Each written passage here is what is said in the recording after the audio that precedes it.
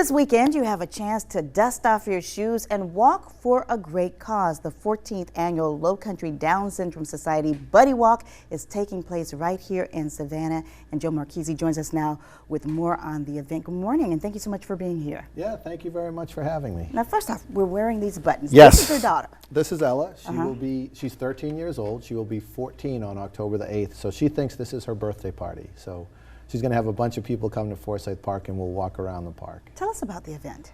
It's our 14th year, so it's a 1 mile walk. It's a stroll. Bring your cats, bring your dogs, bring your wheelchairs and your little red wagons, and just join us as we walk around the park and raise awareness and money for people with Down syndrome.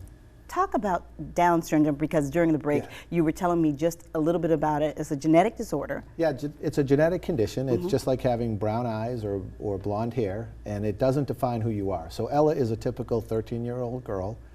She has a crush on a boy. She loves makeup. She does her hair, and you know, she is not a Down syndrome child. She is a child that just happens to have Down syndrome. And she'll be out there during the walk. This year you have a goal. We have a goal of, we're trying to raise $50,000 this year. Okay. So we're less than halfway there. So we're hoping that there's a big surge at the end. You can register online at www.ldssga.org, or just do a search for Savannah Buddy Walk. Or we start registration at 8:30 the day of the event, and then the walk starts at 10. And where does the money go? The money goes, so we do Camp Buddy, which is 2 weeks of camp in Chatham County and 2 weeks of camp in Effingham County. It helps the kids with some of the loss they have in cognitive abilities over the summertime. We do speech therapy, occupational therapy, physical therapy, and also special education teaching. So one of the things they do is, a lot of kids with Down syndrome might have a tactile aversion. So we teach them to touch Jell-O, teach them to touch mud, get them to walk through different things, climb up a ladder. And you do that by telling them that they're a gorilla in the jungle, and they get to play, and they don't realize that they're learning new things and experiencing new sensations.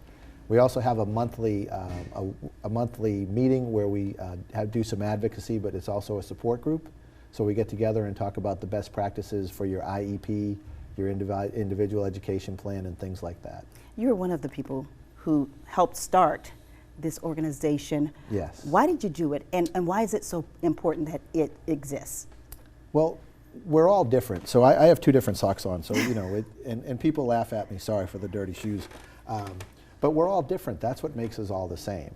And so 14 years ago, Dr. Ben Spitalnik talked to 4 couples. It was the Hussies, the Bogartises, the Fears, and the Marcheses.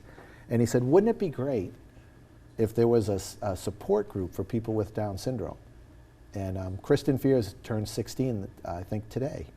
And so we got together, we met for the first time at Dr. Ben's office, and then we just started meeting, and we've been doing this ever since. All right, and once again, folks can get involved by grabbing their shoes, coming out, and registering this Saturday. Yep, come on and do a walk. It's really a stroll. If you can't walk the whole mile, just walk what you can, and then immediately following the event. So for $15, you get a t-shirt, lunch, and a family fun festival. So there'll be bouncy houses, train rides, face painting, a bunch of booths giving information about different, we call them different abilities. So there'll be people with different abilities in all shapes and all sizes. All right, Joe, thank you so much for joining us. Thanks for having me.